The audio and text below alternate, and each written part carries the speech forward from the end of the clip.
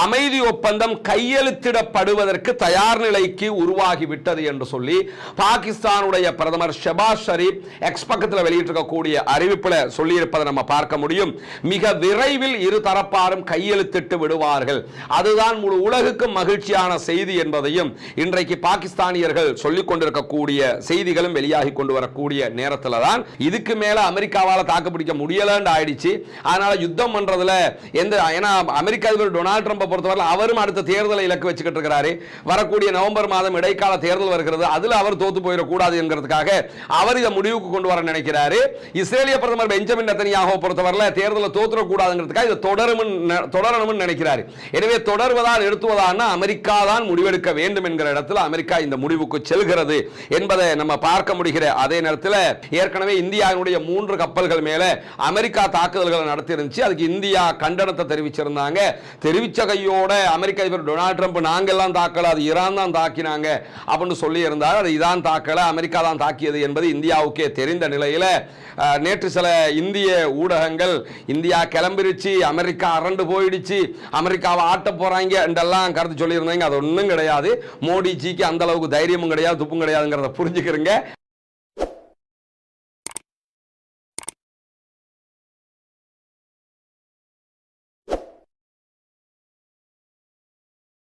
அன்புக்கினிய சகோதர சகோதரிகளே, நம் அனைவர் மீதும் ஏக இறைவனுடைய அமைதியும் கருணையும் உண்டாகட்டுமாக என்கிற உயரிய பிரார்த்தனைகளோடு பாலஸ்தீனத்தில் ஆரம்பித்த இஸ்ரேலிய ஆக்கிரமிப்பு ராணுவத்தினுடைய அடாவடி ஆக்கிரமிப்பு தாக்குதல்கள் லெபனான் ஈரான் வரைக்கும் தாண்டி சென்ற நிலையில ஈரானிடத்தில் அமெரிக்காவும் இஸ்ரேலும் தற்போது சிக்கிக்கொண்டு தடுமாறக்கூடிய காட்சிகளை முழு உலகம் கண்டு வருகிறது.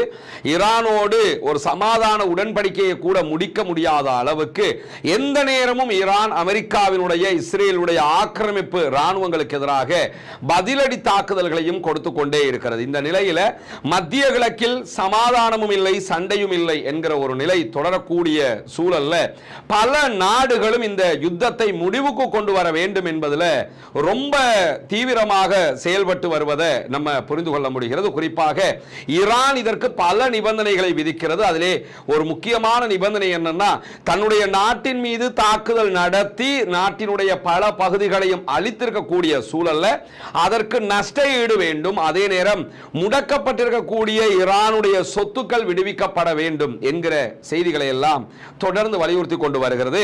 பேச்சுவார்த்தைகள் நடைபெற்று வரக்கூடிய இந்த சூழல்ல நேற்றைய பின்னேரங்கள்ல திடீரென UAE நிறைய அடி வாங்கின ஒரு நாடு UAE தான் ஈரான் இருந்து இஸ்ரேலுக்கு அடுத்ததாக திடீரென விடுத்திருக்கக்கூடிய அறிவிப்புல ஈரானுடைய 10 பில்லியன் அமெரிக்க டாலர்கள் பெறுமதியான சொத்துக்களை விடுவிப்பதற்கு தயாராக இருப்பதாக அறிவித்திருக்கிறது. இந்த அறிவிப்பை பொறுத்தவரை அமெரிக்காட்ட கேட்காம அவங்க எந்த அறிவிப்பையும் பண்ண மாட்டாங்கிறது நமக்கு தெரியும். எனவே இந்த யுத்தத்தை முடிவுக்கு கொண்டு வரணும், அமெரிக்காவுக்கும் அதான் தேவையாக இருக்கிறது. அந்த அடிப்படையில் தான் இந்த அறிவிப்பு வெளியாக இருக்கிறது. முதல் கட்டமாக இந்த 10 பில்லியன் அமெரிக்க டாலர்களை விடுவிப்பதனுடைய ஆரம்பமாக 100 மில்லியன் அமெரிக்க டாலர்களை விடுவிப்பதற்கு தயாராக இருப்பதாகவும் மேலதிகமாக அந்த தகவல்கள் சொல்லக்கூடிய காட்சிகளை நம்ம பார்க்க முடிகிறது. இதே நேரத்தில் தான் இன்றைக்கு வெளியாகி இருக்கக்கூடிய தகவல்கள் பிரகாரம் எதிர்வருகிற நாட்களில் விரைவாக அமெரிக்காவுக்கும் ஈரானுக்கும் இடையிலான ஒரு ஒப்பந்தம் நடைபெற இருக்கிறது. எழுத்து மூலமான ஒப்பந்தமாக அது மாற இருக்கிறது. 60 நாட்கள் இந்த யுத்த நிறுத்தம் தொடரும். 60 நாட்களுக்கு பிறகு அடுத்த கட்டமாக மேலதிகமான பேச்சுவார்த்தைகளும் நடத்தப்படும் என்கிற செய்திகள் வெளியாகி இருக்கிறது. குறிப்பாக ஈரானுடைய அணுசக்தி தொடர்பான பேச்சுவார்த்தைகள் எல்லாம் அதற்கு பிறகுதான் நடைபெற இருக்கிறது. இந்த சூழல்ல தான் இந்த 60 நாள் பேச்சுவார்த்தை காலத்தில் ஒரு ஒப்பந்தம் முறைப்படி எட்டப்படாவிட்டால், அடுத்ததாக நடக்கக்கூடிய ஒப்பந்தத்துக்குரிய வாய்ப்புகள் எட்டப்படாவிட்டால் அந்த 60 நாட்களை நீட்டிப்பதற்குரிய ஒப்பந்த பேச்சுக்களும் கூட இந்த பேச்சுவார்த்தைகளில் இணைக்கப்பட்டிருக்கிறது என்கிற மேலதிக தகவல்களும் வெளியாகி இருக்கக்கூடிய சூழல்ல தான் முதல் கட்டமாக மின்னணு முறையிலான தொலை தொலைவில் இருந்து கையெழுத்து போடுகிற ஒரு ஏற்பாடு செய்யப்பட்டிருக்கிறது. ரெண்டு தரப்புமே சமாதானத்தில் பெரும்பகுதியை ஒப்புக்கொண்டிருக்கிறதான செய்திகள் வெளியாகி கொண்டிருக்கிறது. தற்போது ஈரானுடைய செக்யூரிட்டி கவுன்சில் அந்த ஒப்பந்தங்களை சரிபார்த்து கொண்டிருக்கிறார்கள். அவங்களும் அதற்கு ஒப்புதல் கொடுத்ததுக்கு பிறகு கையெழுத்திடப்படும். முதல் கட்ட கையெழுத்து எப்படி இடப்படும் என்று சொன்னால் மின்னணு முறையில் தான் செய்யப்படும். டிஜிட்டல்ல தான் கையெழுத்திடுவாங்க. ஈரானியர்கள் ஈரான்ல இருந்தும் அமெரிக்கர்கள் அமெரிக்காவில் இருந்தும் கையெழுத்திடுவாங்க. அதற்கு பிறகு பேப்பர்ல கையெழுத்து போடும் விதமாக இரண்டு தரப்பும் நேரிலே சந்தித்துக் கொள்வார்கள். இது முதல் கட்டமாக நடைபெறுகிற அதே நேரத்தில் லெபனான் உட்பட அனைத்து முனைகளிலும் யுத்தம் நிறுத்தப்பட வேண்டும் என்பதை மீண்டும் மீண்டும் வலியுறுத்தி சொல்லி இருக்கிறது ஈரான் என்கிற செய்திகளும் அதிலே இடம்பெற்றிருக்கக்கூடிய சூழல்ல இஸ்ரேல் உறுதிமொழியில் சேர்க்கப்படுகிறதா இல்லையா என்கிற கேள்விகளை பலதரப்பாலும் எழுப்பப்படுவதை நம்ம பார்க்க முடியும். இந்த லெபனான் மேல அட்டாக் பண்ண மாட்டோம்னா அதுக்கு இஸ்ரேல் ஓகேயா அப்படின்னு கேட்டா இஸ்ரேலுக்காக அமெரிக்கா அதிலே கையெழுத்திடுகிறது. அமெரிக்கா சொன்னா இஸ்ரேல் சொன்னதுதான் என்கிற ரீதியில தான் அமெரிக்கா ஈரானோடு பேச்சுவார்த்தைகளை நடத்துகிறது என்கிற செய்திகள் வெளியாகி இருக்கிற அதே நேரத்தில் ஈரானுடைய சொத்துக்கள் முடக்கப்பட்டிருக்கக்கூடிய சொத்துக்களை விடுவிக்கிற செயல்முறைகள் எல்லாம் இந்த 60 நாட்களுக்கு பிறகு நடக்கிற பேச்சுவார்த்தைகளில் இணைக்கப்பட்டிருக்கிறது என்பதோடு ஹொர்முஸ் நீர்நிலையை இருதரப்பாரும் திறப்பது என்பதும் இதிலே ஒப்புக்கொள்ளப்பட்டிருக்கிறது. ஈரான் ஹொர்முஸை ஓபன் பண்ணுவாங்க. ஈரானுக்கு கப்பல்கள் வராம அமெரிக்கா முற்றுகையிட்டு இருப்பதை அமெரிக்காவும் விலக்கிக் கொள்ளும் என்கிறதெல்லாம் இந்த பேச்சுவார்த்தைக்குள்ள இன்க்ளூட் ஆகி இருக்கிறது என்கிற செய்திகள் வெளியாகி இருக்கிற அதே நேரத்தில் அமைதி ஒப்பந்தம் கையெழுத்திடப்படுவதற்கு தயார் நிலைக்கு உருவாகிவிட்டது என்று சொல்லி பாகிஸ்தானுடைய பிரதமர் ஷெபாஸ் ஷரீப் எக்ஸ் பக்கத்தில் வெளியிட்டிருக்கக்கூடிய அறிவிப்பில் சொல்லியிருப்பதை நம்ம பார்க்க முடியும். மிக விரைவில் இரு தரப்பாரும் கையெழுத்திட்டு விடுவார்கள். அதுதான் முழு உலகுக்கும் மகிழ்ச்சியான செய்தி என்பதையும் இன்றைக்கு பாகிஸ்தானியர்கள் சொல்லிக் கொண்டிருக்கக்கூடிய செய்திகளும் வெளியாகி கொண்டு வரக்கூடிய நேரத்தில் தான் அமெரிக்காவும் ஈரானும் அடுத்த 24 மணி நேரங்களுக்குள்ளாக ஒப்பந்தத்தை இறுதி செய்து விடுவார்கள் என்கிற செய்தி இன்றைக்கும் வெளியாகி இருக்கிறது. ஒப்பந்தத்தை இறுதி தான் செய்வாங்களே தவிர கையெழுத்திடுவாங்களான்னா கையெழுத்திடுவதற்கு டேட் இன்னும் முடிவாகல என்று சொல்லி இன்றைக்கும் ஈரானுடைய அதிகாரிகள் சொல்லியிருக்கக்கூடிய செய்திகளை பிரஸ் டிவி வெளியிட்டிருப்பதை நம்ம பார்க்க முடியும். எனவே ஒரு ஒப்பந்தத்திற்கு அமெரிக்காவும் ஈரானும் நெருங்கிவிட்டன என்பதை நம்ம புரிகிற அதே நேரத்தில் வெற்றி பெறுகிற வரைக்கும் தெஹ்ரான் உறுதியாக நிற்கும் என்பதிலே யாரும் சந்தேகம் கொள்ள தேவையில்லை என்கிறார் ஈரானுடைய நாடாளுமன்ற சபாநாயகர் முகமது பாகர் ஹலீபாப் அவர்கள். இன்றைக்கு 12 நாள் வார் நடைபெற்றதா இல்லையா? 2025 ஜூன்ல ஆரம்பிச்சு 12 நாள் ஈரான் மீது இஸ்ரேல் தாக்குதல்களை நடத்தி இருந்தது. அந்த தாக்குதல்கள் தொடர்பான ஒரு வருட பூர்த்தி நிகழ்வுகள் ஈரான்ல கொண்டாடப்பட்ட நேரத்தில் பேசியிருக்கக்கூடிய ஈரானுடைய நாடாளுமன்ற சபாநாயகர் முகமது பாகர் ஹலீபாப் அவங்க சொல்லும் போது என்ன சொல்றாருன்னு கேட்டா 12 நாள் யுத்தத்தில் நாங்க ஜெயிச்சிருக்கிறோம். அதற்கு பிறகு வந்த 40 நாள் யுத்தத்திலே நாங்க ஜெயிச்சிருக்கிறோம். ஈரானை பொறுத்தவரையில் ஈரான் வெற்றி பெறுகிற வரைக்கும் போராடி கொண்டே இருக்கும். நாங்கள் பின்வாங்க போவதில்லை என்பதை மீண்டும் மீண்டும் வலியுறுத்தி பேசியிருக்கிறார் ஈரானுடைய நாடாளுமன்ற சபாநாயகர் முகமது பாகர் ஹலீபாப். அவர் பேசும்போது மேலதிகமாக அமெரிக்காவும் இஸ்ரேலும் இந்த யுத்தத்தில் எங்களுடைய அப்பாவி பொதுமக்களை கொன்றதை தவிர சாதித்தது ஒன்றும் இல்லை என்பதையும் தெளிவாக சொல்லி இருக்கிறார். உண்மையும் அதுதான். ஈரானுடைய வார்ல அமெரிக்காவை இஸ்ரேலே எதையும் சாதிக்கல. அணு ஆயுதத்தை தயாரிப்பதற்குரிய யுரேனியத்தை அழிக்கவும் இல்லை, கைப்பற்றவும் இல்லை. அதே மாதிரி ஈரானுடைய ஏவுகணை பலத்தை இல்லாமல் ஆக்குவோம், அதை செய்யவும் இல்லை. ஈரானுடைய ராணுவத்தை கலப்ஸ் ஆக்குவோம் என்று சொன்னாங்க, அதையும் அவர்களால் செய்ய முடியாமல் போய்விட்டது. ஈரான் பலத்துக்கு மேல் பலமடைந்த நாடாக மாறி இருக்கிறது என்பதுதான் இங்க இருக்கக்கூடிய ட்விஸ்டாகவும் மாறி இருக்கக்கூடிய சூழல்ல தான் வரவிருக்கக்கூடிய அமெரிக்க ஈரான் புரிந்துணர்வு ஒப்பந்தம் குறித்து இஸ்ரேல் ரொம்ப கவலைப்பட்டுக் கொண்டிருக்கிறது என்கிற செய்திகள் இன்றைக்கு வெளியாகி இருக்கிறது. தற்போது நம்ம 6, 7 ஆகிய 2 வீடுகளை கட்டிக்கிட்டு இருக்கிறோம். 8வது வீடு கட்டுவதற்குரிய அடித்தளமும் போடப்பட்டிருக்கிறது. இந்த வேலைகள் முடிஞ்சதோட அந்த வேலையை நம்ம ஆரம்பிச்சிருவோம். அதை இப்போ என்ன நிலைமையில் இருக்குதுங்கிறத பார்க்கறதுக்காகத்தான் வந்திருக்கிறோம்.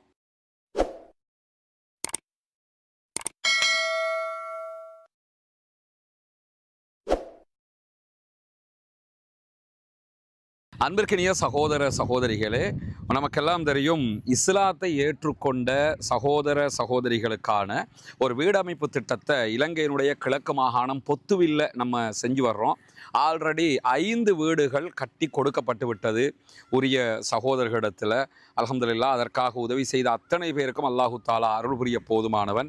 உங்களுடைய பொருளாதார உதவிகள், ஜக்காத்து, தான தர்மங்களை கொண்டுதான் இந்த பணிகளை நம்ம செஞ்சு வர்றோம்ங்கிறது உங்களுக்கு தெரியும்.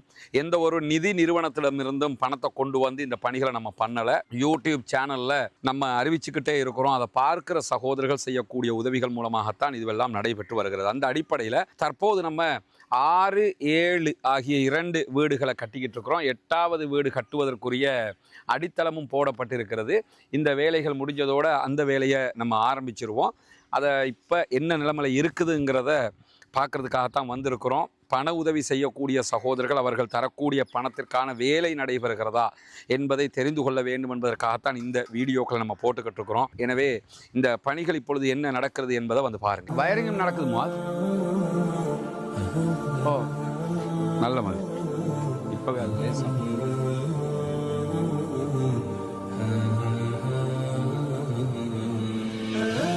நல்லா இருக்கு.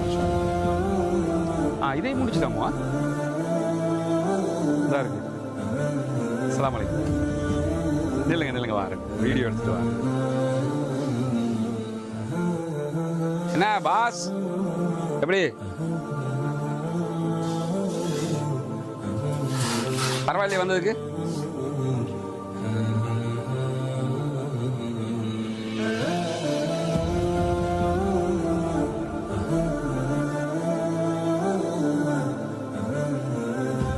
நபிகள் நாயகம் ஸல்லல்லாஹு அலைஹி வஸல்லம் அவர்கள் இந்த நட்பணிக்காக உதவி செய்வதற்கு நிறைய வலியுறுத்தல்களை சொல்லி இருக்கிறார்கள். குறிப்பாக தான தர்மங்கள் தொடர்பான நிறைய நபிகள் நாயகத்துடைய வழிகாட்டலையும் திருமறை குர்ஆனுடைய வழிகாட்டல்களையும் நம்ம பார்க்க முடிகிற அதே நேரம் ஜக்காத்து நிதிகளை பொறுத்தவரையில் ஜக்காத்து 8 கூட்டத்திற்கு நம்ம கொடுக்க முடியும். அதில் ஒரு கூட்டத்தினர் முஅல்லஃபத்துல் குலூப், உள்ளங்கள் ஈர்க்கப்படுகிறவர்கள், இஸ்லாத்தை ஏற்றுக்கொள்கிறவர்கள். அப்படியானவர்களுக்காகத்தான் இந்த வீடுகளை நம்ம கட்டிக்கிட்டு இருக்கிறோம். இந்த நிதியை பொறுத்தவரையில் நீங்கள் மிஸ்கீன்கள், ஃபக்கீர்கள், அதே போன்று முஅல்லஃபத்துல் குலூப், உள்ளங்கள் ஈர்க்கப்படுகிறவர்கள் என்கிற 3 வட்டத்துக்குள்ளேயும் இந்த மக்கள் வந்துருவாங்க. உங்கள் ஜக்காத்து பணத்தை நீங்கள் இதுக்காக தருகிற நேரத்தில் 3 சாராருக்கும் ஜக்காத்து கொடுத்த நன்மைகளும் உங்களை வந்து அடைந்து விடும். அமெரிக்காவுக்கும் ஈரானுக்கும் இடையில ஒரு ஒப்பந்தம் ஏற்பட்டு விட்டது என்று சொன்னால், ஈரான் மீதான அமெரிக்க தாக்குதல்களில் இருந்து அமெரிக்கா பின்வாங்கி அவங்க இடத்துக்கு அவங்க போயிடுவாங்க, ராணுவத்தை எடுத்துட்டு போயிடுவாங்க. அதே நேரத்தில் லெபனான் மீதான தாக்குதலையும் நிறுத்தணும் என்று சொல்லி ஒப்பந்தத்தில் வந்துருச்சு. காசாவும் வந்துருச்சு, எல்லாமே வந்துருச்சுன்னு சொன்னா இனிமே யுத்தம் பண்ண முடியல. ஏற்கனவே பண்ணின யுத்தத்தில் தோத்ததாகவே போயிருச்சு. திரும்ப யுத்தம் பண்ணி ஜெயிக்கிறதுக்கான வாய்ப்பெல்லாம் கிடையாது. என்ன யுத்தம் இருந்தா தானே ஜெயிக்கிறதுக்கான வாய்ப்பே இருக்க முடியும்.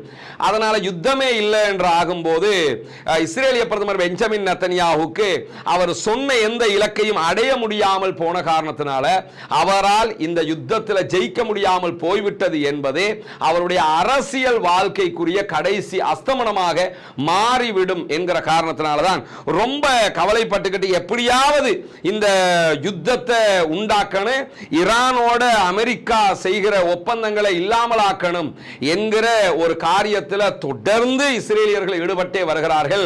இந்த இடத்துல ஜூவிஷ் டயஸ்போரா முழுவதுமாக களமிறங்கி செயல்பட்டு கூட அது தோல்வியடைய போகிறது என்பதுதான் வெளிப்படையாகவே நம்ம பார்க்க முடிகிற செய்தியாக இருக்கிறது. காரணம் என்னன்னா, இதுக்கு மேல அமெரிக்காவால் தாக்குப்பிடிக்க முடியலன்னு ஆயிடுச்சு.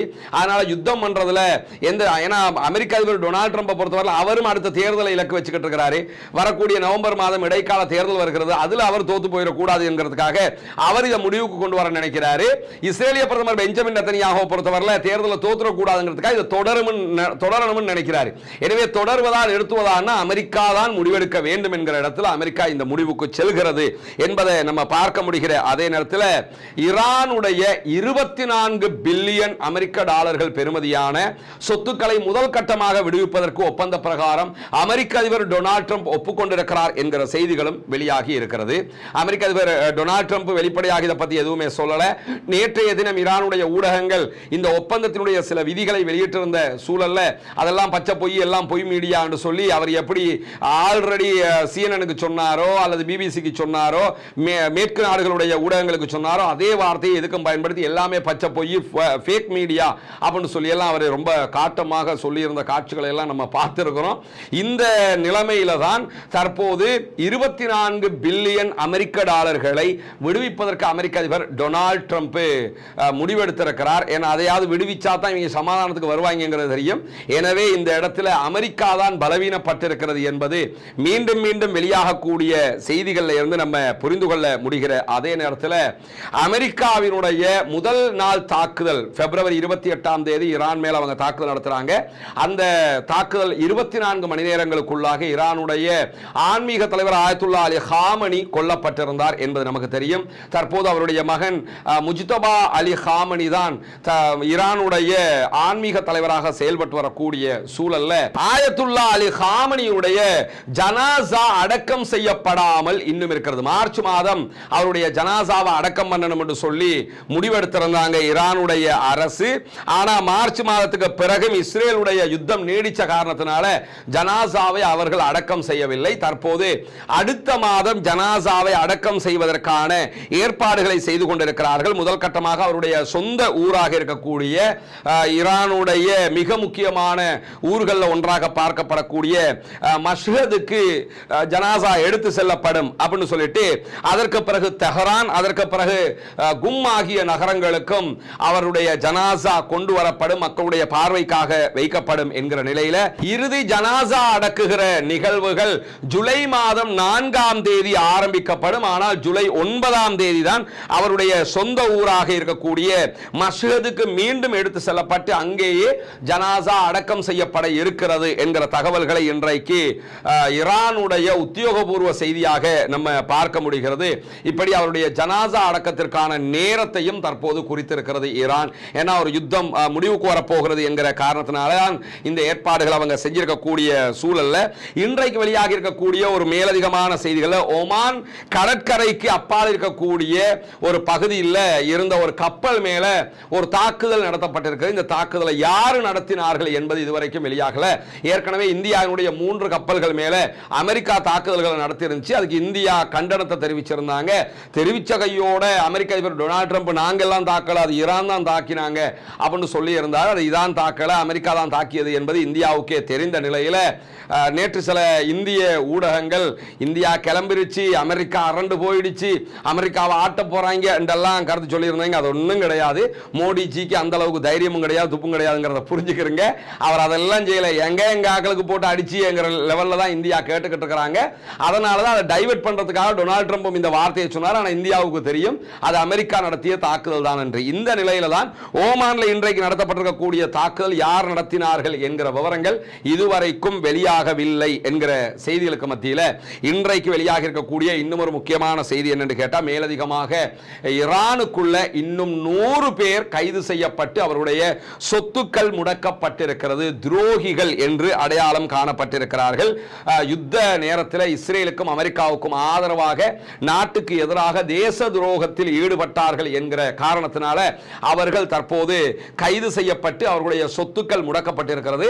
முடக்கப்பட்ட சொத்துக்கள் அரசுடைமையாக்கப்படுகிற அதே நேரம் இந்த கைது செய்யப்பட்டவர்களுக்கு மரண தண்டனை விதிக்கப்படும் என்கிற செய்திகளையும் ஈரானுடைய நீதிமன்றம் உத்தியோகபூர்வமாக வெளியிட்டிருக்கக்கூடிய காட்சிகளையும் நம்ம பார்க்க முடிகிறது. எனவே இன்றைக்கு வெளியாக இருக்கக்கூடிய மிக முக்கியமான செய்திகளுடைய தொகுப்பை தான் பார்த்திருக்கிறோம்.